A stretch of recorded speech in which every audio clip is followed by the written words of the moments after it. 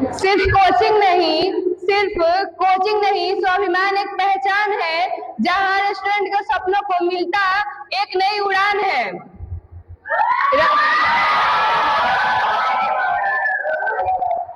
Ranjit sir आपने पढ़ाया नहीं, सोचना सिखाया है। रंजीत सर आपने पढ़ाया नहीं, सोचना सिखाया है, हार मान चुके हौसलों को जीतना सिखाया है।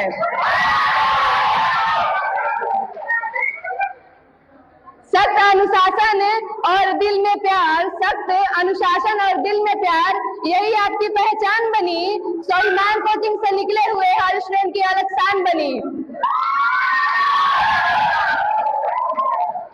आज अलविदा कहना पड़ रहा है सर, आज अलविदा कहना पड़ रहा है सर, पर ये एहसास साथ ले जाते हैं, आपकी सीख आपके उसूल जिंदगी भर काम आते हैं। धन्यवाद।